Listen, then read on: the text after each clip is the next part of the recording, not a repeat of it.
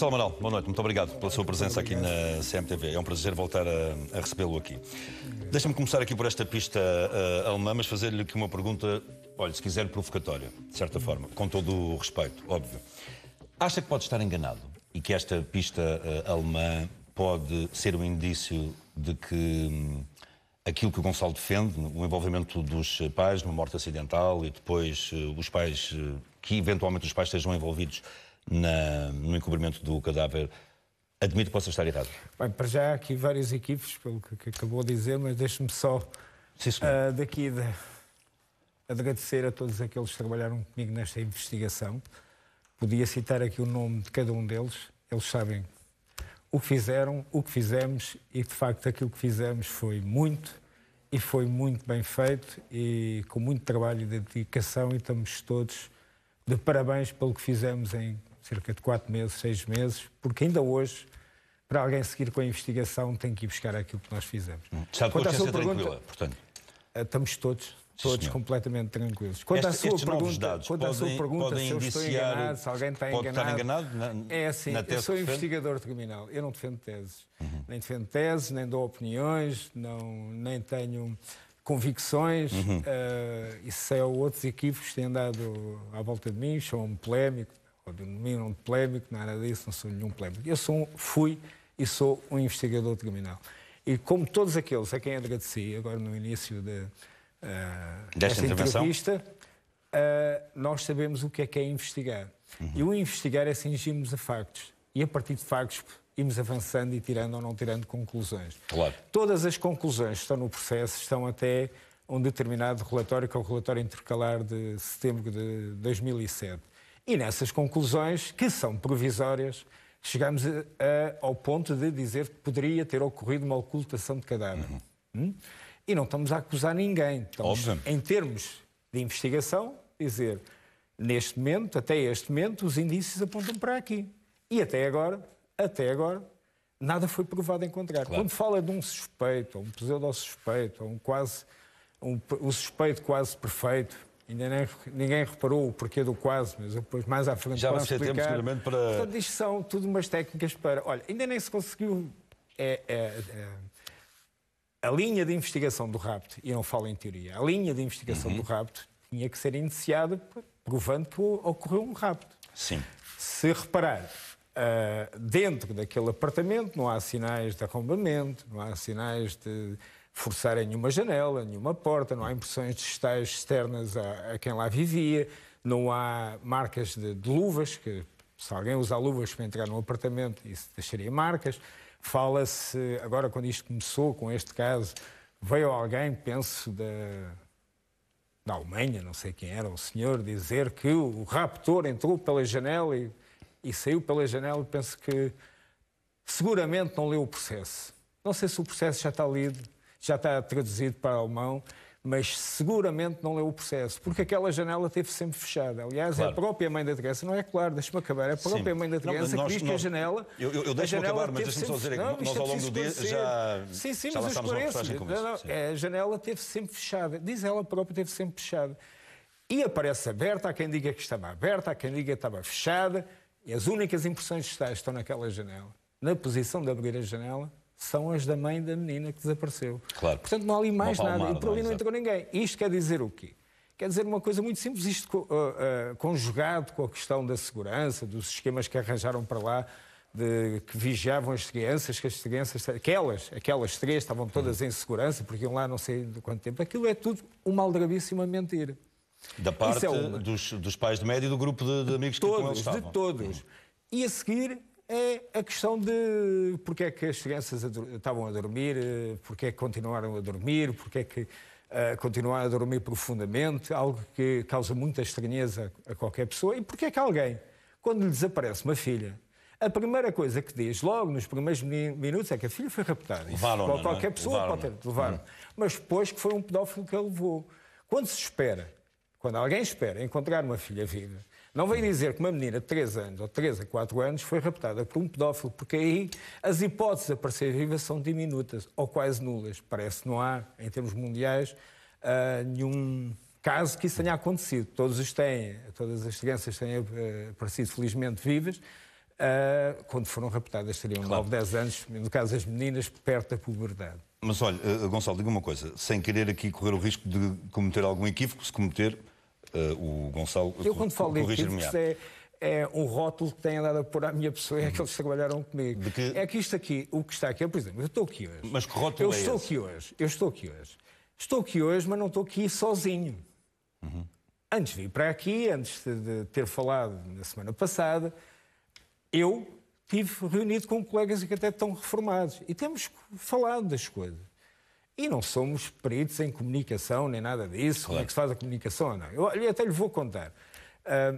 Eu, com isto tudo, só tinha pensado dar uma entrevista ao Jornal de Viseu, ao Jornal do Centro. E essa entrevista ficou marcada e realizou-se na terça-feira passada. E um dos meus colegas disse, nós temos, devias não dar toda a informação de uma vez. No fundo, tentámos quase ser comunicadores e dividir um pouco da comunicação, deixá-los a pensar. Isto até resultou. Sabe porquê? Porque na entrevista que dei com o José Alberto Carvalho, da TVI, o seu colega, eu lancei para o ar a dizer importante, foi aí que é um facto, até como polícia, como investigador criminal, ninguém no seu, digamos, fazendo um trabalho sério, permite que se apresentem fotografias de um suspeito com 43 anos de idade e não com 30. E sabe o que é que aconteceu? Houve uma reação, mas tardia. Apareceu uma fotografia a preto e branco, muito descaracterizada, na quarta-feira. Já tinha dado entrevista ao Jornal do Centro. O Gonçalo faz à polícia alemã, só para as pessoas... Eu não faço críticas. Na minha opinião faz, desculpa. Eu não faço críticas. Eu apresento os factos. É assim, a autocaravana... Desculpe, isto não são críticas. É uma crítica construtiva. A autocaravana que sai daqui desta forma, da escata para a matrícula, e aparece depois, é-nos devolvida, entre aspas, toda pintada de branco, trabalhada em computador. O indivíduo, o tal suspeito, que se dizia que é suspeito, não há nenhuma fotografia dele com os tais 30 anos.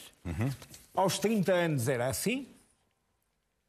E em maio de 2007, quando se diz que poderia ter sido o grande suspeito, também se sabe que ele estaria com o cabelo comprido pelos ombros.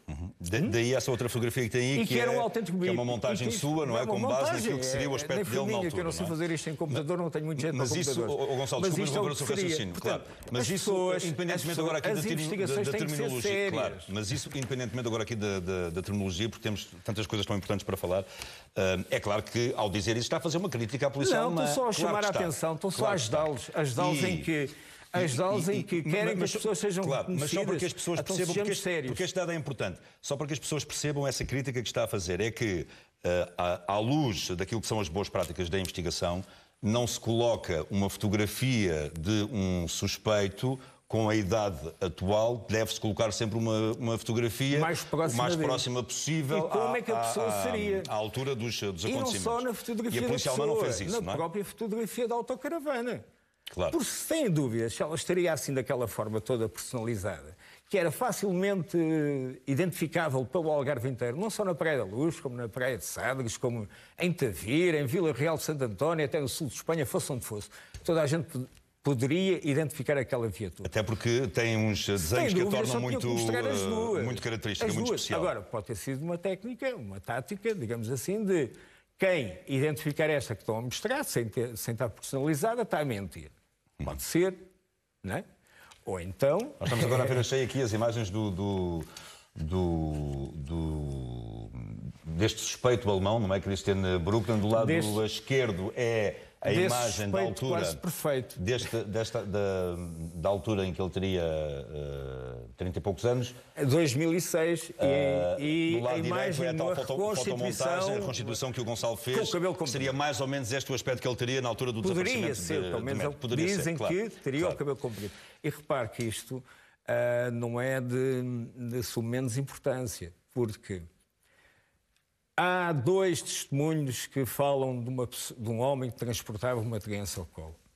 E esses testemunhos nem na fotografia de 2006 se aproximam. E ao contrário do que dizem por aí, de que há retratos robôs, por exemplo, das testemunhas irlandeses, os irlandeses nunca realizaram nenhum retrato robô, por uma questão muito simples. É que disseram e afirmam que nem por fotografia, nem se lhe fosse presente, poderiam identificar. Mas, Gonçalo, ainda em relação à polícia alemã, já fez aqui esta crítica em relação ao... Mas não vai pela polícia alemã, sabe? Porque a questão não é a polícia alemã, se calhar até é a polícia inglesa. Talvez seja a polícia inglesa. E depois temos aqui o pormenor, é o pormenor do cabelo. Porque o motivo é que a polícia alemã teria feito isto? Corta o cabelo? Porque no fundo, cortou-se-lhe o cabelo. Mas aquilo que me está a dizer é que a polícia alemã não está a ser competente. Eu não estou a dizer que não seja competente, até podem ter sido levados para um determinado manipulada. caminho. Não é por acaso. Foi manipulada pela polícia inglesa. Porque não é por acaso que os ingleses vêm dizer logo: o senhor responsável pela operação não sei quantos que está a decorrer lá no Reino Unido, vem dizer a idade, a altura e que é parecido com o pai da menina, não é? Portanto, e é a questão do cabelo. Porquê é que se lhe corta o cabelo? Porquê é que se põe o cabelo curto? É para encaixar. E isto não é ser sério. Eu não estou a acusar a polícia alemã, nem a polícia britânica, nem por aí fora, e já lá vamos. Mas... E se voltarmos a esses tais testemunhos, são os únicos testemunhos que têm interesse, porque de facto viram um homem a transportar uma criança ao colo. Nós já vamos ver esses testemunhos, Gonçalo. Peço que me confie agora aqui um bocadinho a mim em termos da minha especialidade de comunicação, sim, porque senão são muitas linhas que ficam soltas e as pessoas podem não conseguir seguir aqui o nosso raciocínio. Ainda em relação à polícia alemã, há aqui esta crítica em relação às fotografias, ficou clara. Depois a crítica em relação à carrinha é que as imagens que foram apresentadas como sendo da carrinha de Bruckner são imagens muito posteriores ao aspecto que a carrinha tinha na altura do desaparecimento de Mehdi, que é o aspecto que já mostrou aí nessa fotografia. Mas, a ser manipulada a polícia alemã pela polícia inglesa, qual é o interesse da polícia inglesa nisto? É encontrar o tal suspeito perfeito, como o Gonçalo diz, para encaixar a tese? É isso? Exato, porque repare, e este é o grande drama desta investigação. Eu volto àquilo que disse no início. Qualquer investigador criminal, até um inspetor estagiário, se lhe entregassem este processo, a primeira coisa que ele faria era começar na primeira à última página a ler o processo e tirando os seus apontamentos do que é que ainda poderia ser feito, para onde é que se poderia avançar. E, portanto, não se pode dar saltos. E não se pode ir atrás de alguém que diga que não, eu afirmo e estou convicto que a minha filha foi raptada por um pedófilo. É que nem foi raptada por uma questão de resgate, não foi raptada para a adoção, que poderia, aí então, era a hipótese mais viável da criança estar viva, ter sido raptada em termos de adoção, motivada por uma adoção, por uma família, ou por uma pessoa que quisesse adotar.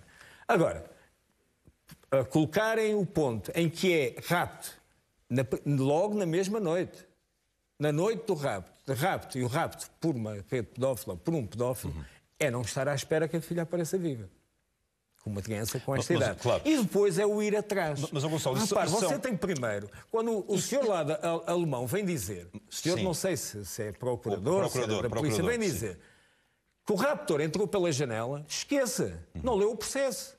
Não pode ter lido o processo. Alguém lhe disse que lhe contou essa história que entrou pela janela. Mas porque um procurador alemão diz que este homem, o Christian Bruckner, está envolvido no desaparecimento e que Mehdi não está viva? Porquê é que ele diz isto com esta convicção? Olha, já ouvi... Depois, a partir de um determinado momento, a convicção esmoreceu várias coisas. Olha, uma primeira é que ainda não leu o processo. Aí digo-lhe, estou convicto que ainda não leu o processo. A segunda é que... já ouvi uma versão, também penso que é de um polícia, a dizer que a menina poderia ter sido até alvejada dentro do apartamento. Alvejada. Então aí é que não leram mesmo nada, nem os relatórios periciais, nem as perícias foram feitas ao local, porque não há nenhum vestígio de alvejamento, que teria que ter ocorrido um tiro e não... A criança teria um orifício de entrada, não teria um orifício de saída, e pronto, e por aí afora. Para justificar o quê? O sangue que lá foi encontrado. Mas isso foram as marcações dos cães, que foram tão desvalorizadas por tanta gente. Portanto, incluindo pela Polícia Britânica? A Polícia Britânica não desvalorizou, foram eles que os trouxeram cá. Depois, quem deu cabo daquilo tudo foi o laboratório inglês, o FSS, que se olhar... E estamos quase a dar saltos nas coisas e não estamos na tecnologia. Mas se olhar para os relatórios desse FSS, o que vê são relatos de opiniões do técnico que lá está. E ele chega a dizer, na minha opinião, está aqui um ADN que é quase da Madeleine McCann. Mas, na minha opinião, e se comparar esses relatórios... Uma porcentagem muito elevada na altura. Mas, desculpa, são opiniões. Ele tece ali opiniões e escreve as opiniões. E se comparar esse relatório de técnico... Não é? Ninguém lhe pediu uma opinião. Pediu-se-lhe um exame. E esses exames que se pediram, também se pediram exames noutras matérias aos laboratórios portugueses, nomeadamente ao Instituto de Medicina Legal. E se olhar para lá, não estão lá opiniões. Estão resultados. De análises. De análises. Porque as opiniões pode-se pedir a um técnico, talvez em audiência de julgamento, se o juiz quisesse ser esclarecido para. Não ali não naquela estão a pedir fase opiniões. em que claro. E não se diz, primeiro, nós tínhamos um oficial de ligação, um elemento da polícia britânica que era oficial de ligação com o laboratório. Não se diz uma semana antes que aquilo que é encontrado, os vestígios que são encontrados no carro, na bagageira do carro, são de um descendente no caso do pai de Madeleine McCann. Não se diz e depois vem-se alterar tudo a seguir. Quer dizer, isto não é correto. Ao contrário do que a polícia britânica dizia, por muito menos já tinham detido pessoas lá em Inglaterra, aqui ainda não é assim. Mas, Gonçalo, só para tentarmos encerrar aqui este capítulo. O Gonçalo está a dar a entender, posso usar a palavra acusações, está a acusar a polícia inglesa de ter manipulado a polícia alemã e está a acusar a polícia alemã de ser uma incompetente dos polícias alemães. Eu já ouvi. Da congénere da polícia judiciária alemã de serem uns incompetentes de todo o tamanho. Não são incompetentes, não são incompetentes, são rigorosos. E o rigor demonstra-se pelo que aqui está. Sim, mas isso está a ser irónico. Está a ser irónico. Não estou a ser irónico. Quer dizer, a dada altura só podemos sê-lo. Alguma coisa se está a passar que ainda ninguém entendeu. Será que os alemães querem resolver o caso e para isso necessitam de ter um suspeito alemão? Só assim é que têm competência para. Será que alguém quer protagonismo? Mas o que é Será que alguém conhece alguém do outro lado? Procurador alemão e a polícia alemã e a polícia inglesa? Eu já ouvi tanta história que eu não sei. Não sei o que é que ali se passa. Agora sei que a polícia inglesa tem desde o início andado à procura de pedófilos que encaixem na teoria do rapto, sem provar o rapto, sem demonstrar que existiu um rapto. Entende? E a partir dali dá-se o salto à procura de um pedófilo que encaixe. Mas, sem querer ter aqui nenhum erro de terminologia, nenhum equívoco, o Gonçalo Amaral, tendo em conta os indícios recolhidos na investigação, o que é que defende? Esta tarde nós passámos aqui declarações suas em que dizia que, à partida, de acordo com os indícios que foram recolhidos na investigação, tudo apontava para eventualmente uma morte acidental com uma posterior ocultação de cadáver por parte dos pais. Só para ver se as pessoas seguem aqui bem o nosso raciocínio. É nisso que o Gonçalo Amaral acredita? É essa a sua convicção? Olha, a minha não é confissão. Convicção. O meu saber profissional é de que esta investigação tem que continuar. E tem que continuar, reiniciar-se no ponto onde estava. Não se podem dar saltos. E é voltar a ler da primeira à última página. Tenham paciência, leiam. Todos aqueles que estão relacionados com o processo, que têm o processo nas mãos, leiam o processo. Mas não me está a responder à minha pergunta. Não estou-lhe a dizer Qual é isso. Que é a sua convicção? Eu sou profissional. Eu já lhe disse há pouco que aquelas conclusões... Não se pode ter uma... Um relatório intermédio. É um relatório intercalar. E o relatório intercalar vale o que vale, não é um relatório final. É um relatório provisório. São conclusões provisórias. E que têm que ser testadas, digamos assim. Tem que avançar a investigação para se perceber se se confirma ou não se confirma aquilo que se solidifica ou não aquelas suspeitas. Ao mesmo tempo, até que se pode avançar noutras linhas. Por exemplo, há respostas que nós necessitamos de ter. Nós estamos aqui a falar há quanto tempo? 10 minutos, 15 minutos? Ainda não falámos de uma pessoa. Confesso que não faço a mínima ideia. Pois, ainda não falámos de uma pessoa. Estamos a falar de um suspeito. Estamos a falar de um suspeito. Mas ainda não falámos da pessoa principal no meio disto tudo. Porque ninguém a conhece. Quem é que é? Completamente. Que é aquela menina que desapareceu. Que é a questão da vitimologia. Uma investigação deste tipo começa pela vítima. E não pelo suspeito. Nós temos que saber quem é a vítima. Mas estás a referir a que menina? Madeleine McCann. Conhece-a. Sabe tudo daquela menina. Os portugueses ou no mundo sabem tudo sobre aquela menina. Olha, há pelo menos uma coisa que não sabem, o histórico clínico. Porque nem os pais o deram, nem as autoridades britânicas permitiram que nós acedêssemos a ele. E esse aspecto pode ser importante porquê? Desculpa a minha ignorância. Muito importante. Há uma marca do olho que serviu até de publicidade logo no início para se andar à procura da menina, que a Ordem dos Médicos Portugueses vem dizer, a nosso pedido, quando foi questionada por nós, e nós aprendemos a colocar questões, a questionar, isso é investigação, o porquê daquela marca, o que é que aquela marca poderia indiciar. E o que a Ordem dos Médicos disse é que, isto está no processo, lá está, haverá uma página onde está lá a resposta da Ordem dos Médicos, está lá o nosso pedido e está lá a resposta. E o que a Ordem dos Médicos diz é que o melhor seria fazer um exame in loco, ao vivo, não é? À pessoa, personalizado, mas pela marca do olho, só existindo a fotografia, poderia querer dizer que a menina sofria do síndrome de colomboma da íris. E que esse colomboma da íris está normalmente associado a um determinado tipo de doenças, nomeadamente problemas cardíacos. E agora pergunto-lhe se não é importante o histórico clínico. Agora pergunta quem quer ouvir se conhecem Madeleine McCann. Está a consubstanciar a tese de que esse relatório poderia ser importante para... Não é tese. Não é tese. Voltamos desculpe. ao mesmo. Okay. São coisas que faltam no processo. Sim, senhor. São coisas que faltam no tese processo. lacto senso, E não é? podemos falar de outras coisas não que quero faltam. falar da E tese depois, nem no mais à sentido frente, jurídico, nem no sentido o porquê do universitário. quase perfeito, o suspeito quase perfeito. Porque estamos a falar de coisas que faltam no processo. Mas esses indícios, nomeadamente o relatório clínico, que os pais se recusaram a dar, como sublinhou, que os pais e as autoridades. Que os pais e as tribunal autoridades britânico, no âmbito de uma carta revogatória, quando for formalizado esse pedido. Seriam importantes para quê? Para, de facto, olhar para o historial clínico de média e perceber que, eventualmente, ela poderia ter tido algum problema cardíaco grave que tivesse resultado na morte da criança? Exatamente. Por exemplo, os efeitos do medicamento que lhe davam para dormir, o antihistamínico, com efeitos sedativos do Calpol, que não somos nós que confirmamos que lhe davam. A mãe diz que tinha, o avô diz que as crianças adormeciam com... Os pais são médicos. Que davam aquele medicamento para pôr as crianças a dormir, não é?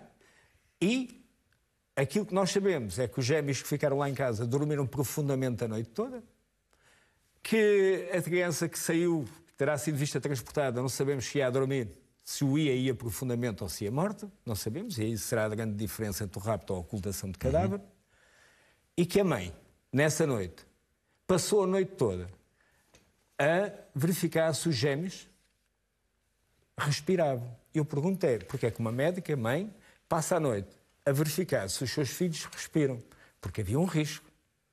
Seguramente que havia um risco. Havia um perigo, um risco de qualquer coisa, de não respirarem. Porquê? Porquê é que nunca relatou isso à Polícia Judiciária que fez isso nessa noite?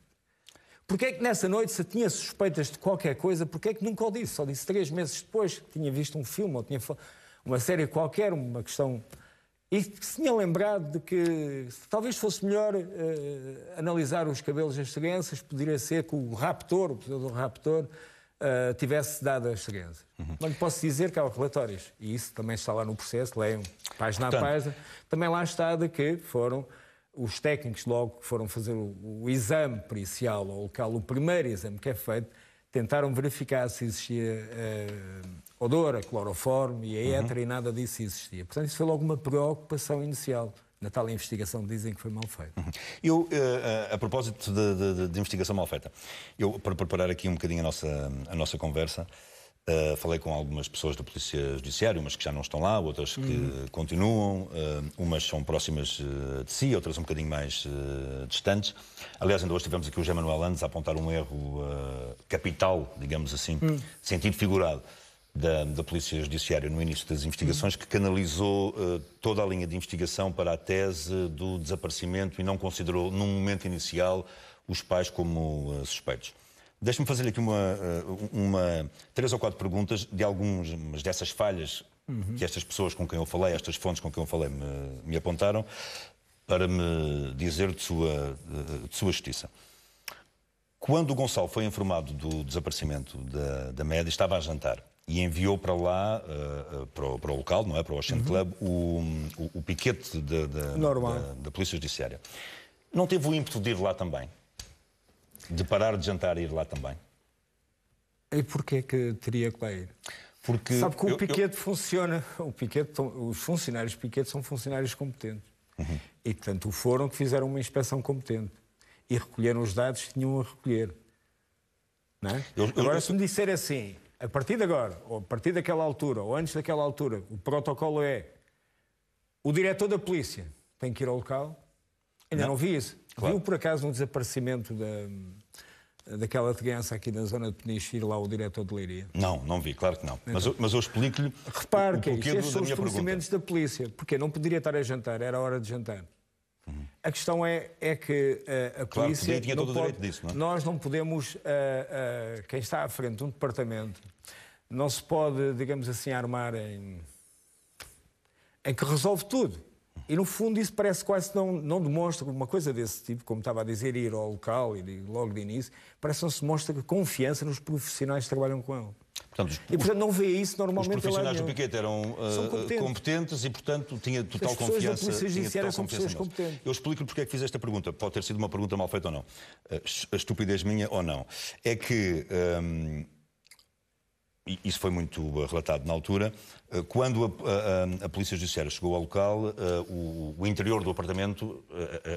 Os eventuais indícios estavam muito contaminados, porque tinham entrado muitas pessoas e saído muitas pessoas. E cães? Se alguém da PJ, com a experiência que o Gonçalo Amaral tem, estamos a falar de um homem que ficou em primeiro lugar no seu curso da Polícia Judiciária. Curso de inspectores-chefes. O curso de inspectores-chefes. E na altura o atual diretor da Polícia Judiciária também fez esse... Não. No primeiro curso é que foi a melhor nota, não é? Não, o atual entrou na polícia de outra forma. O anterior curso... O anterior, exatamente. O anterior diretor foi meu colega de curso de agentes na escola no bairro de Louros. Mas nesse curso da PJ, onde o Gonçalo Amaral entrou para a PJ, foi o homem que teve a melhor nota do curso. Não, é em termos de... Mais tarde, isso é tudo mais tarde. Sim, senhor. Como inspetor-chefe. Mas o que eu lhe quero dizer com isto é que, se calhar, se fosse o Gonçalo a ter ido logo lá ao local, poderia ter, fruto da experiência que tem, impedido ou evitado tantos danos os danos na eram já contaminação de provas, inevitáveis. ou não? Ou era Os danos já inevitável? estavam provocados. Os danos já existiam. Quando a polícia lá chega, já existem esses danos. E não é por culpa dos elementos da Guarda Nacional Republicana, porque quando eles lá chegaram, já muita gente lá estava dentro do apartamento. Quando lhes exigiram que colocassem lá os cães, no fundo foram quase forçados a... Por quem? Pelo casal.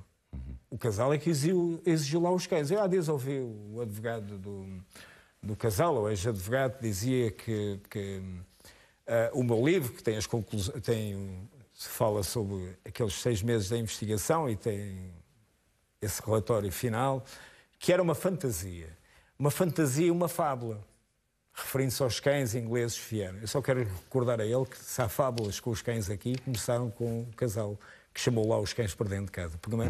Os primeiros elementos da fábula são aqueles cães que foi exigida a sua presença lá e contaminar. E se reparar nos exames, voltamos a ler o processo, página a página, vai ver as centenas de pelos que lá existem.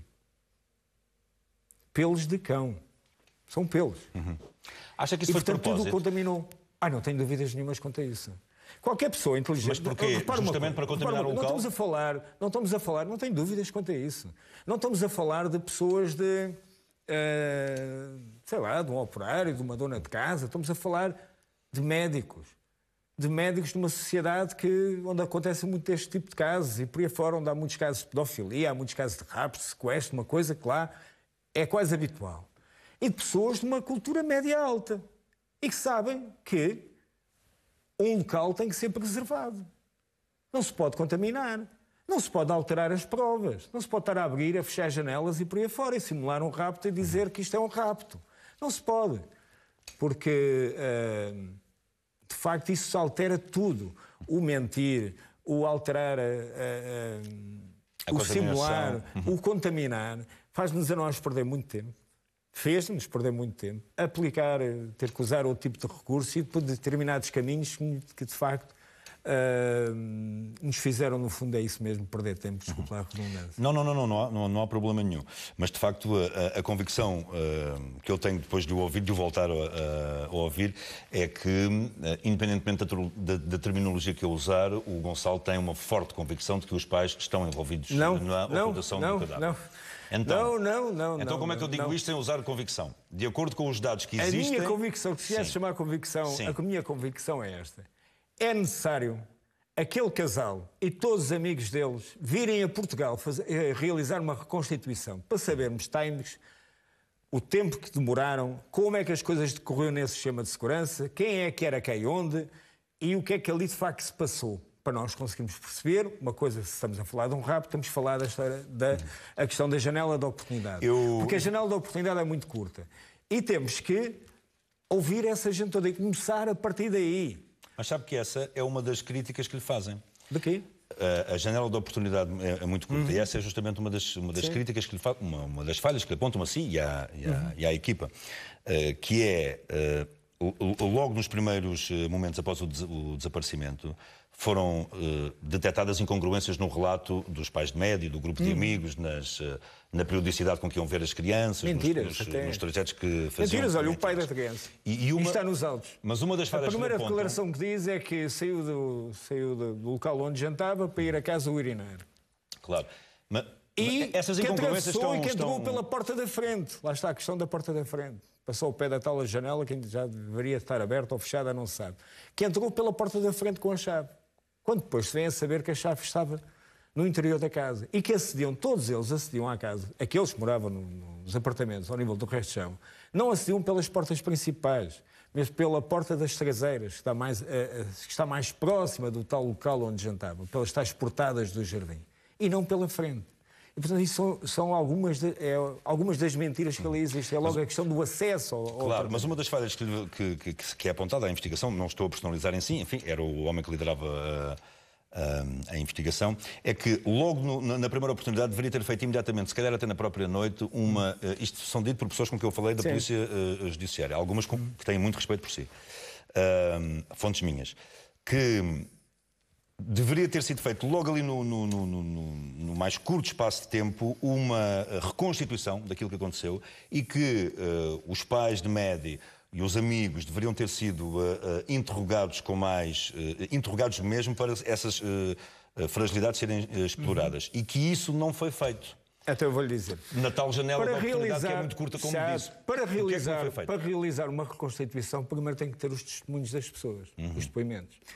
O FBI utiliza, e muito bem nós aqui em Portugal, penso que ainda não, uma questão muito simples, que é a chamada pergunta de resposta livre. Explique-me lá o que é isso. É simples, e vai ver que isto é melhor do que estarmos a fazer a pergunta e a resposta. O que eles fazem? Pegam numa folha de papel, dão ao pai, ou a quem tinha a responsabilidade e a custódia e a guarda da criança desaparecida, e dizem, está aqui esta folha de papel, está aqui uma caneta, e o senhor escreva tudo o que fez, desde que se levantou, com quem falou, faça um relato.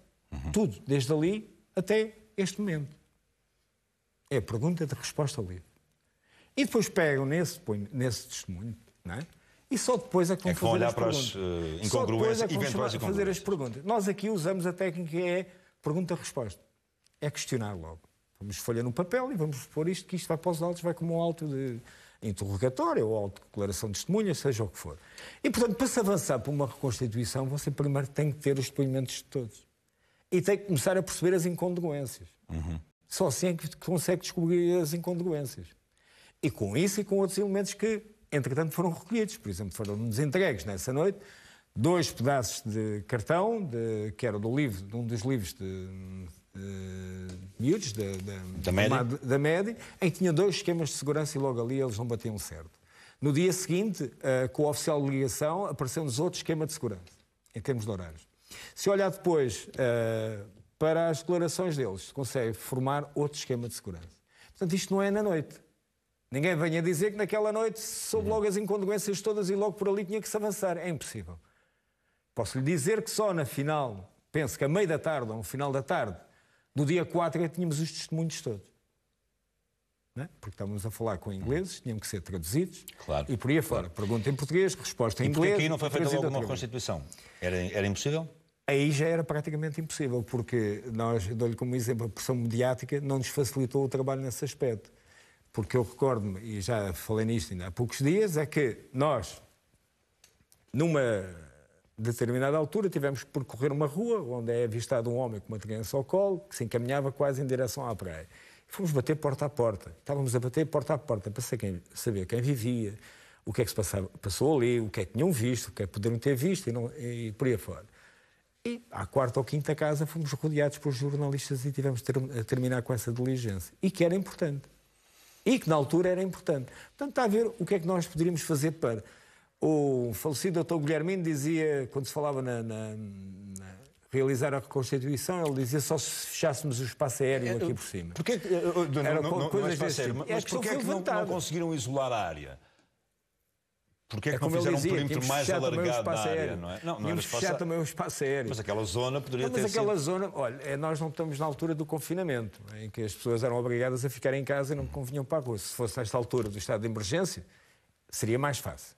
Mas como não era o estado de emergência, não se põe em causa direitos, liberdades e garantias, até de pessoas que estão de férias assim, porque dá cá aquela palha. É um assunto importante. Digo, criar uma espécie de uma cerca para impedir que os jornalistas... Pois, mas as cercas, nem no estado de calamidade, elas são possíveis, não é? E, portanto, numa situação daquelas em que isso não existe, não é muito fácil. Então, mas não é possível a polícia... Era possível alargar o perímetro. Alargar o perímetro. Não é? Só que ninguém lhe garantia vedar como, então as pessoas não tinham... E o local teve vedado. O local, a cena de... Aquele espaço onde eu digo justamente alargar um pouco mais. Alarga mais. Para tem duas estradas principais da Aldeia da Luz. Aquilo não é um resort. É um resort. Mas tem duas artérias que são da Aldeia da Luz, não são do resort. Onde passam pessoas que não têm nada a ver, nem são turistas. Pessoas que fazem a sua vida. E não vai fechar as estradas todas. Não era uma opção... Era difícil a opção. E agora... a direção da polícia optou, e bem, para aguardar outro momento. A direção da polícia é quem? Todos os diretores que lá estavam. Incluindo o Gonçalo. Eu era coordenador e dirigia o departamento. Claro. Outra das falhas, a última, para fecharmos aqui este capítulo das falhas. Relativamente ao meu amigo José Manuel Leandros, ele tem toda a razão. Que eu já o disse Era isso mesmo vezes, que eu ia... Porque isso é dos livros. É dos livros. Mas é que ele diz que você não fez isso. Ele diz que você... Ele diz que você não. A PJ avançou inicialmente só para a tese do rapto e não considerou de imediato toda a gente suspeita. Aí é que está. Aí é que está. Não sei se viu, disse isso esta tarde aqui. Em qualquer situação... Isso foi uma falha sua e da sua equipa. Não quero personalizar. A questão não é falha. Foi uma opção que teve que ser tomada. Porquê? Deixa-me acabar então. Deixa tentar explicar. Em qualquer situação deste tipo do desaparecimento de uma criança, os principais suspeitos são aqueles que têm a responsabilidade da sua guarda. Seja pais, seja uma empregada, seja quem foi, eram os pais. Neste caso, os pais. E os pais deveriam ter sido tornados como suspeitos e tratados como tal. O ser suspeito... eu ouvi quando foi o rapto de uma criança em Huelva, logo, uns meses depois, em que o pai dessa criança, que tinha desaparecido, dizia: a polícia considera-me suspeito, mas qual é o problema? Só quero é que saiba o que aconteceu à minha filha. Óbvio. E, de facto, isso assim tem que ser. Aqui a questão é que houve outro tipo de pressões. Políticas, diplomáticas. Não foi por acaso com o embaixador. O embaixador britânico se deslocou à investigação. Não foi aqui a Lisboa. Não foi a Lisboa o gabinete do diretor da polícia. Deslocou-se ao local onde as coisas estavam a acontecer. E, ao fim dessa reunião, o diretor de Faro, que dirigia a investigação ao nível do Algarve, veio dar uma conferência de imprensa em que falava num rapto. Portanto, a pedido do diretor, desse embaixador. E, portanto, não diga que nós não pensámos nisso ou não quisemos avançar por aí. A questão é esta. Não foi possível. Questões diplomáticas, não diplomáticas, não foi possível avançar por aí. Portanto, avançou-se em termos de perceber se havia um rapto. Por isso é que, se reparar no início do processo, há vários retratos de robôs. Nós ouvimos toda a gente, fizemos centenas de buscas, inquirimos tudo o que era funcionários do Ocean Club. Muita gente. E pessoas que diziam que tinham havido um indivíduo suspeito em determinado sítio, a determinada hora, e realizámos retratos de robôs e tudo por aí afora. Nessa linha do rapto. Mas nunca nos esquecendo da questão que poderia ter acontecido algo dentro daquele apartamento. Não é? Até seguimos as declarações da senhora Jane Tanner, uma das amigas do casal. Já vamos ver aqui essas... que nos leva ao Roberto Moreira. Já vamos ver aqui essas... enfim, algumas incongruências dessa amiga do casal Moreira. São incongruências, são mentiras mesmo. Mentiras, sim senhor. Eu gosto dessas... Não, o facto de falar são mentiras. Aliás, uma das Porque coisas... não são nada... pelo menos não há equívocos, não é? Mas quando é que o Gonçalo... Deixe-me usar a convicção. Olha, não me ocorre agora uma outra palavra. Deixe-me usar aqui a convicção sem irmos aqui para os equívocos. Quando é que o Gonçalo tomou a convicção de que os pais eventualmente poderiam, enfim, ter acontecido ali uma morte acidental e os pais poderiam estar envolvidos no encobrimento do... Eventualmente envolvidos. eventualmente envolvidos. Quando é que formou essa convicção? Foi logo nos primeiros dias ou foi depois? Vou-lhe dizer, começa com... Não é convicção, mas quando começam os indícios a apontar para...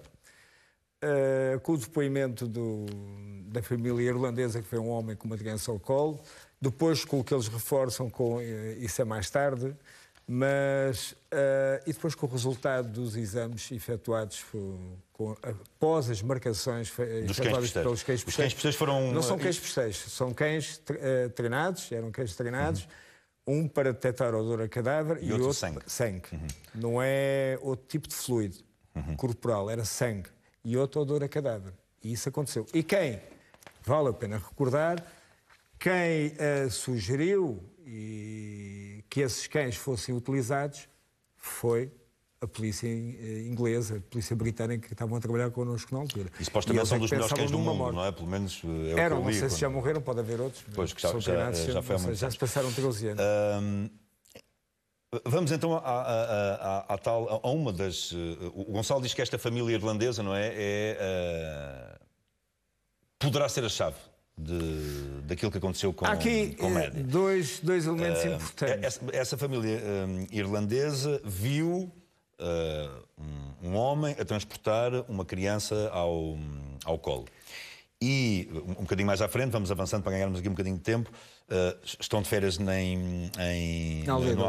Aldeia da Luz, voltam para a Irlanda, estão a ver a televisão no momento em que o pai de Maddie aterra em Londres e desce com um dos gêmeos ao colo. E aí dizem, é aquele. É aquele. Pronto. Telefonam para a polícia de lá e dizem que é aquele, 80%, 90% foi aquela pessoa que viram. Eles cá só o descreviam pela forma de andar, pela forma atabalhoada ou pouco confortável como levava a criança, descreviam a criança e descreviam até, em termos de vestuário, a pessoa, e o que dizem, foi o que disse já há pouco, não conseguem reconhecer nem por fotografia nem pessoalmente. Essa é a questão. E o pai, portanto, esta família são pai, mãe e 2 filhos. E o pai disse agora recentemente que a pessoa que eles viram a descer não é a Christian Bruckner. Eu não sei se ele disse, porque havia a notícia, posso estar enganado, porque ele já teria falecido. Se ele o disse, é sinal que ainda está vivo. A informação que eu tenho aqui é esta, nós estamos a dá-la. Se estiver errada, olha, eu também não sei, porque de facto eu saí da investigação, voltei para Faro no dia 2 de outubro de 2007 e nessa altura o que estava a acontecer é que estávamos a tratar da vinda a Portugal, às expensas da polícia portuguesa, desse Sr. Martin Smith e do filho e da filha, para tentarmos estabelecer horários. Por exemplo, eles, o que dizem, em termos de horário que se possa confirmar que foi assim. Por exemplo, tiveram a jantar no Dolphin, num restaurante que é o Dolphin, e temos o pagamento desse por cartão multibanco do jantar. Portanto, 5 minutos depois, ou qualquer coisa, terão-se levantado e foram a um bar, onde beberam umas bebidas. Aí não há pagamento, houve pagamento em dinheiro. A questão era saber quanto tempo é que demoraram ali. A que horas é que, de facto, se cruzaram com a pessoa que se dirigia no sentido da praia, com a criança ao colo. E tentar recolher mais pormenores, porque não é possível, em termos de prova, vir a fazer reconhecimentos fotográficos, pessoais, por exemplo, com o pai de Madeleine, porque é uma pessoa conhecida, quem é que eles iriam reconhecer? A pessoa que viram no dia 3 de maio à noite ou a pessoa que viram nas televisões passado uma semana ou 2. Portanto, isso não funciona assim, ok? Há outro testemunho que fala no tal homem também com uma criança ao colo. E aí é interessante verificar que, pela descrição que é feita, tanto em termos da roupa, como em termos da estatura, da forma de andar... Nós preparámos aqui uma componente gráfica, justamente a propósito disto. Portanto, nós estamos a falar do testemunho de Jane Tanner, que era amiga dos McCann, a propósito da descrição da criança e da tal família irlandesa, do Martin, o pai, a mulher, o pai, a filha e o filho. E nós temos aqui alguns dados que vão começar agora a aparecer aqui num quadro, que dizem o que é que cada um disse sobre a descrição da criança. E o que é que o Gonçalo infere destes relatos? Da amiga dos McCann e pelas coincidências que existem, esse estudo aí foi feito por uma pessoa qualificada para o fazer, não foi por mim. Eu apenas li e reparei na coincidência entre as declarações, a descrição que é realizada pelo Jean Tanner logo no primeiro dia, no dia 4 de maio. Nós agora estamos a falar da descrição do suspeito. Desculpa, eu induzi-o em erro, Gonçalo, mas as pessoas são as mesmas. É a amiga dos McCann. Sim, estamos a falar da descrição do homem que levava a criança ao colo. Exatamente. O que dali resulta é que é a mesma pessoa. Portanto, a pessoa que Jean Tanner diz que vê é a mesma pessoa, a 99%, que os irlandeses viram. Andar apressado, não parecia turista, diz se os irlandeses não conseguem reconhecer por fotografia ou pessoalmente, e só reconheceram daquela forma de andar, e dizem que 80% ou 90% não dizem que parece ser, dizem que é, já a senhora Jean Tanner, por aquilo que afirma, com as mentiras que diz, levam-nos a concluir que ela sabe quem é a pessoa, que a conhece e que a protege. Repare, ela mente relativamente à hora. Nós temos aqui várias variáveis deste quadro. Eu vou pedir aqui à realização que vá mudando as variáveis sobre a descrição do suspeito à medida que nós vamos falando. Atitude, relativamente ao cabelo, o cabelo, os irlandeses dizem que é um cabelo curto, castanho, e ela diz que é escuro. Aí há uma outra diferença. Em relação à descrição do suspeito. Mete essa diferença que é um cabelo escuro e tem um pouco comprido atrás. Mas de resto, por aí não há uma concordância, digamos assim, temos compleição física. Um pormenor que ela coloca. Compleição física, é o que estamos a ver agora. 1,70 m, 1,75 m, dizem os irlandeses, 75, 70, 75 e 1,80 m. Anda ali por 1,70 m até ou 1,80 m. Depois, face, Jean Tanner não consegue descrever, não é? Sim, mas depois diz que vem fazer nos 35, 40. Meses depois, ou anos depois, consegue fazer um retrato robô. Cá fez um ovo, que agora até aparece como dizendo que é este suspeito alemão, não é? E depois, lá fora, consegue fazer um desenho em que vem com um homem com uma criança ao colo, em que desenha o todo, que é interessante, com a roupa, com os sapatos, e com o casaco, e com a criança também com o pijama. Bom, depois há aqui mais variáveis, não é? Para além da face, a roupa, em que há aqui também coisas que batem certo, não é? Calças de cor bege, sim, o bege as calças é a cor mais dominante, não é? Há ali umas variantes, entre ser o creme bege, ser o cor bege dourado, e portanto as calças não há uma grande variante, digamos assim. O que fazia outra das variáveis que estamos agora aqui a ver neste momento, tanto a maneira como era a criança era transportada, não é? A Jean Tanner diz que vai nos braços, eles dizem que vai com a cabeça nos ombros. Justamente a mesma posição que estava quando o pai de Maddie desce do avião com um dos gêmeos ao ombro e é identificado a 80, não é? Ou com uma probabilidade muito forte para esta família. Depois, em que sentido se deslocava? E aqui há uma incongruência, não é? Exato. Aqui começam as mentiras da gente. Vai num sítio, a amiga dos McCann diz que vai noutro, não é? Aqui começam as mentiras. Portanto, vamos ver. O avistamento As mentiras da amiga dos McCann. Começam a reforçar-se as mentiras. Porque ela diz que vê o tal homem com a criança ao colo quando está a sair do restaurante e que passa pelo pai da menina que está a falar com outra pessoa no passeio junto ao portão de acesso à vivenda. E que ali, naquele momento, viu, eles estão ali a conversar, e que na rua de cima, no sentido descendente, em direção à casa de Roberto Morato, passou o tal homem com a criança ao colo nos braços. Isto seriam 21h15. Segundo ela. Segundo ela. Repare, logo aí está a mentir. Gerald McCann ainda tentou dizer que não era ali o local onde estava com o Jeremiah, outra pessoa, que era no outro passeio do outro lado da rua. Só que esse senhor veio dizer e confirmar que onde se encontraram foi ali. Portanto, ela não tinha hipótese de passar por eles sem eles a verem. Aliás, tinha que bater com eles, ombro a ombro, senão não passava. E não era por ali que acedia aos apartamentos. Não era por ali.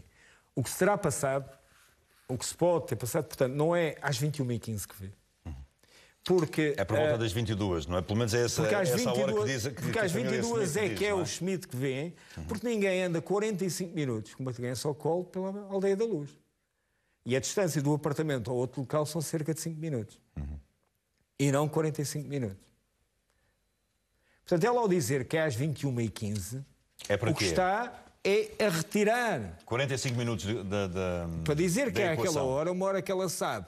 É uma hora que ela sabe que aquelas duas pessoas estão ali naquele ponto. Não é? E, portanto, vem dizer Portanto, que está a criar um alibi. o rapto que aconteceu, um alibi para alguém. Está-me a dizer que está a criar um alibi, neste caso, alibi para alguém. eventualmente, exato, E que é às para os 21h15. pais da média. E mais, nós não conseguimos saber, isso foi algo que fomos à procura, lá está, mais tarde, não conseguimos saber como é que estavam vestidos naquela noite. Nós tentámos fotografias da noite, ninguém nos deu fotografias da noite do jantar. Aliás, só nos deram fotografias de dia, nunca tivemos acesso ao que é que se teria acontecido em termos de fotografias, de fotos.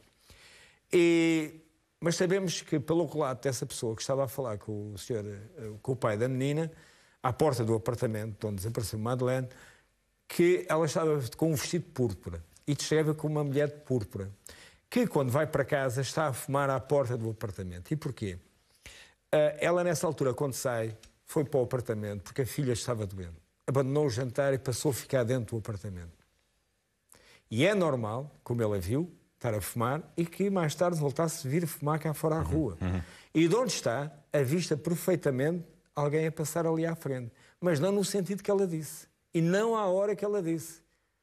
E se ela mente quanto a isto, só há uma razão, é porque conhece a pessoa. E sabe quem é. E, portanto, quem pode, e isso o Ministério Público e a Polícia Judiciária deviam, de uma vez por todas, ouvir de novo essa senhora, que ela preste um testemunho juramentado. Já basta de mentiras. Um testemunho juramentado, nos termos legais. E que, porque a solução disto pode estar nela. Não é tanto nos irlandeses. Os irlandeses só nos aparecem por causa do Robert Murat. Martin Smith vem dizer que não é Robert Murat. Eu ouvi aqui as notícias na televisão, já ele estava na Irlanda, porque esse eu conheço. Só assim é que nós soubemos que existia a família irlandesa. Enganaram-nos, levaram-nos ao engano, levaram-nos até ao Robert Murat. Mas tivemos a sorte de aparecer outro testemunho. E esse testemunho dá para checar este testemunho. Entende? Claro. Só por si não prova nada. Mas é põe em crucial causa este para... testemunho. Mas coloca em causa este testemunho.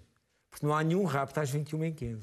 E quando a senhora Jantana, no dia 4 de maio, presta este testemunho, nem ela nem nós sabíamos do avistamento dos irlandeses. Sabíamos das 22 horas. Entende? Entendo. E isto está no processo. E basta ler o processo. E mais digo, não está muito longe. Porque é logo no dia 4 de maio. O processo tem uma linha cronológica, é no dia 4 de maio. Se quiserem chegar às declarações do Sr. Martin Smith, é dia 26 de maio. Estará por aí pelo 6º volume. Agora vamos olhar outra vez para Christian Bruckner. Eu peço aqui a sua ajuda para me ajudar passa a redundância, para me ajudar a, enfim, valorizar ou não alguns destes indícios novos. Este suspeito foi localizado, a antena do telemóvel de Christian Bruckner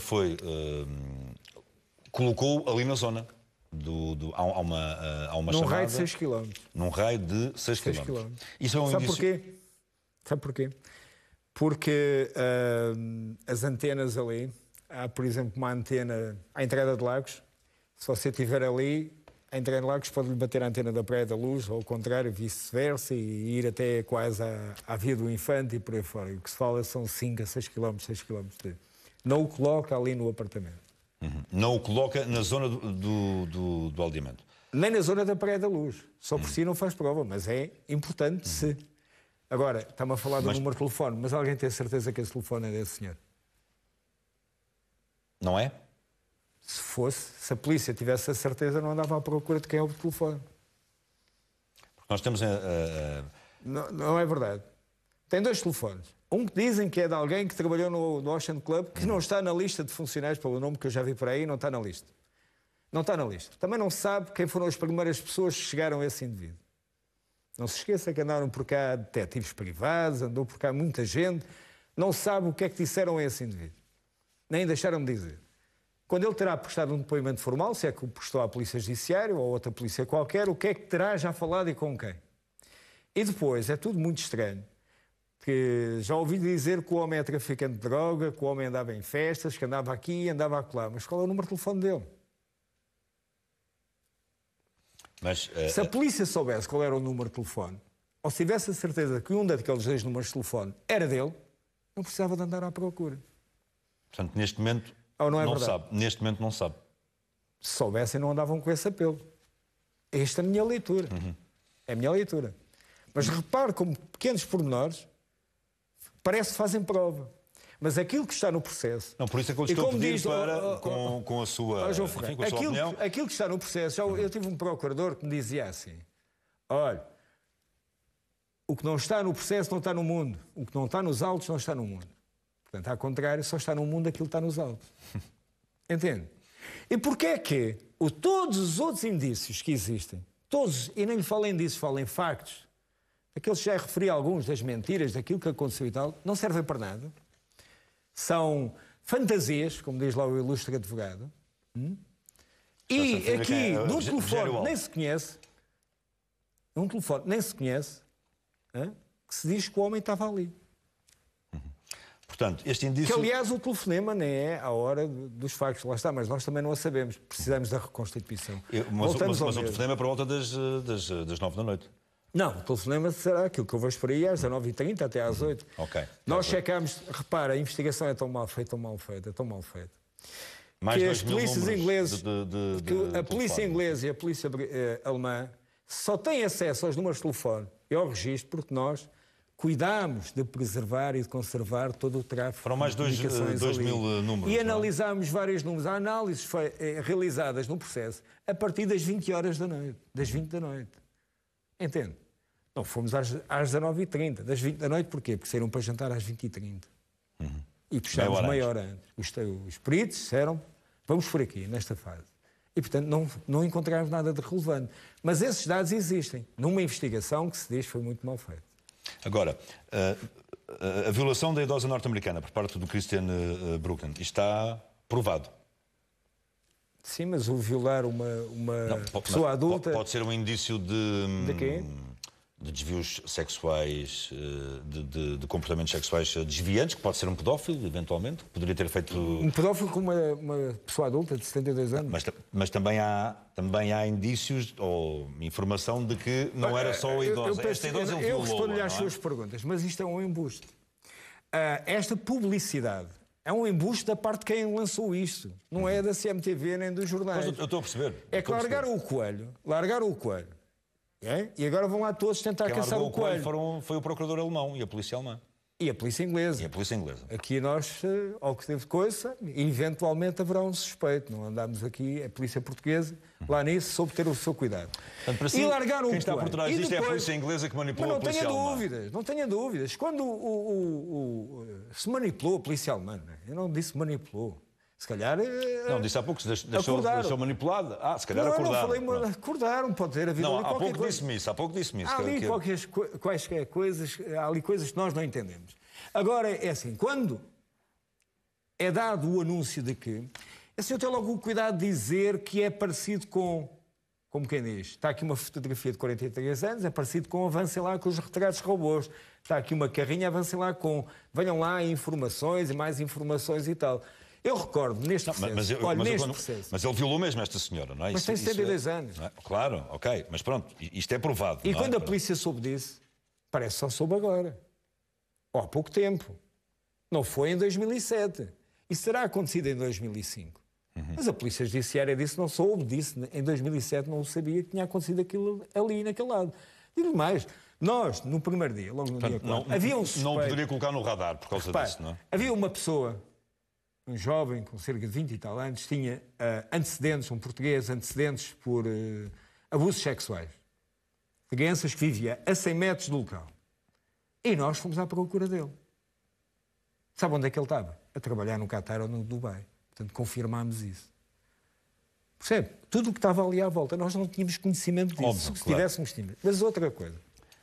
Ainda relativamente a isso, e volta-nos atrás. Fala-se que é uma vivenda na Praia da Luz.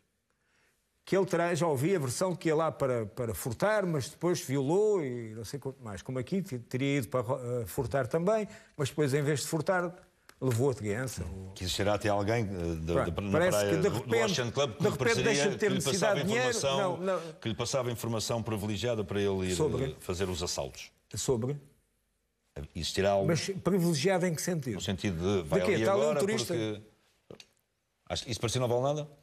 Então, mas aquilo vê-se, é visível. Não precisa lhe dizer que há ali turistas. Que os turistas agora estão a jantar, demoram X horas a jantar. Olha, há relatos de pessoas, podes ir à vontade, não é? Há relatos de pessoas que viram pessoas olhar para os apartamentos durante a tarde do dia anterior e não precisam dessas informações. E, aliás, quem dá essas informações, quando se diz foi realizar um furto e depois reparou que estava lá uma criança, quem fosse dar essas informações também dava as informações que as crianças lá estavam. E que havia outras crianças. E, se calhar, noutros apartamentos menos expostos, menos perto da via pública. Destes amigos todos, mais escondidos. E também com crianças com idades aproximadas da Madeleine. Não é? Depois estava a falar desse caso dos 72 anos, dessa senhora que foi violada. Repare, uma das coisas que é preciso saber é o modus operandi desse indivíduo para entrar naquela casa. Se um indivíduo pratica furtos, tem um modus operandi. Se é por arrombamento, escalamento, chave falsa, se aproveita uma porta aberta, uma portada, uma janela, por aí fora. Isso é preciso saber. E é preciso saber... E depois aplicar, neste caso concreto, o modus operandi dele era este. E vamos ver como é que aqui foi. Entende? E se calhar vai ter aí uma surpresa. Pode ter ou pode não ter. Talvez a tal questão da janela aberta não seja assim. Se calhar foi por uma porta aberta, por uma portada. Entende? Se calhar terem entrado pela janela, terem forçado a janela, não houve nada forçado, não há sinais de arrombamento daquela casa. E para ali alguém ter entrado, é por uma porta aberta, uma porta que foi deixada aberta. As portas davam para a rua, para onde acediam à casa. E as crianças não estavam em segurança. E aquela conversa que ele teve com um amigo de um bar, com a sócia do quiosque, em que disse que sabia o que tinha acontecido, nunca assumiu crime nenhum, não é? Mas o conhecimento dessas conversas é de quando? Está-me a perguntar a mim? Não faço a mínima ideia. Não é 2007, nem é 2008. Não é posterior. É muito mais tarde. É muito mais tarde. É já depois de terem trabalhado os detetives privados, depois de terem andado por caso Scotland Yard, depois de terem gasto milhões e milhões, e depois aparecem coisas. Portanto, isso são coisas do disto. Estamos em conversas do disto. Porque, em termos de testemunhos da época, sabe quais têm? Este de nós falamos. Foi avistado um homem com uma criança ao colo. Pela Jane Tanner, que mente relativamente à localização, à hora e o sentido em que ele levava. E pelos irlandeses. E estes são válidos. Estes são válidos. E é a partir daqui que tem que saber se acham que é um raptor. Então vamos ver quem é o raptor. Mas a partir daqui, não é como se diz, de que também houve uma conversa de chat, um chat qualquer, de pedofilia. Eu pergunto-lhe onde é que está a outra pessoa com quem ele falou. O interlocutor, onde é que ele está? Ao que se diz, já morreu. Agora, por isso é que eu lhe digo, pelas estas coisas que nós temos estado a falar, que eu lhe digo uma coisa muito simples quando digo. É um suspeito quase perfeito, só lhe falta estar morto. Sabe porquê? Porque este indivíduo não tem família, ao que parece, não tem ninguém que cá fora o possa defender. Está naquela fase... Eu não estou a defender ninguém. Que ele tem os antecedentes que tem, portanto, não estou a defender ninguém. Agora, quando ele chegar... Se calhar até estará na iminência de ser... Mas isso pouco importa. Repare, se ele for acusado, se for a julgamento, qualquer advogado, mesmo um advogado estagiário, há pouco falei na figura do inspetor estagiário, que se lhe desse um processo deste, ia da primeira à última página. E o advogado estagiário vai fazer o mesmo. O que é que faltou fazer? E vai questionar tudo e aquilo que eu estou-lhe aqui a dizer. Ou alguém pensa que este homem é outro qualquer, vivo, tem que ser vivo para ir a julgamento. Não se vai defender. Claro. Gonçalo, nós já estamos aqui a chegar perto do fim da nossa entrevista. A recolha de vestígios foi um recorde na altura, não é? De vários vestígios, incluindo aqueles que estão no Instituto Nacional de Medicina Legal e os tais também que foram para a Scotland Yard. 600, segundo uma... São muitos. Foi um recorde na altura. Há algum vestígio para si, algum indício, biológico ou não, que seja um vestígio de autor? Um vestígio que se possa ligar diretamente ao autor do crime, do rapto, do assassinato? Não? Não existe nada. Podem haver vestígios que indiquem que a criança possa ter falecido ou não dentro do apartamento e a questão de ter sido transportada no carro alugado não sei quantos dias depois. E esses, se ainda existir remanescente suficiente, podem ser reexaminados. Por exemplo, existe vestígios, e é um vestígio importante, que foi encontrado dentro da bagageira do carro, que é cabelos que, pela coloração, são da Madeleine. E, portanto, têm que ser examinados. Não foram, porque dizem que, depois de terem destruído vários, não era só um, era mais, destruíram vários, terão mandado um ou dois que não têm raiz. Mas que agora, com o avanço tecnológico, parece que já é possível laboratórios em que possam realizar esse tipo de exame. E, no fundo, é isto, é voltar a reexaminar aquilo que está mal examinado.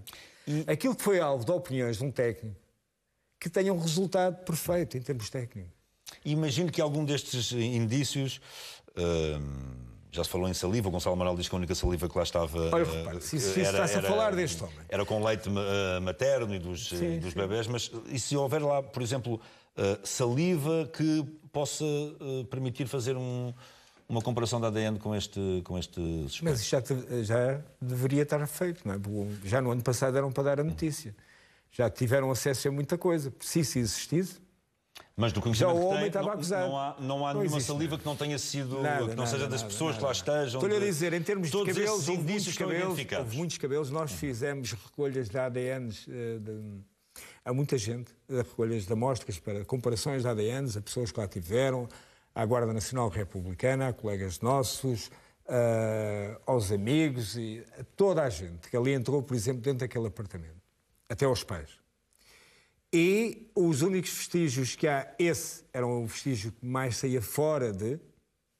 Do resto, a saliva com o leite materno. E não era na cama de Madeleine, era na cama junto à janela, e que se chegou logo à conclusão que seria de um casal, ou de uma mãe, do filho, que ali uma mãe tinha estado ali a amamentar um filho antes do casal Macano lá ter estado com os filhos. E depois há os outros vestígios que foram recolhidos.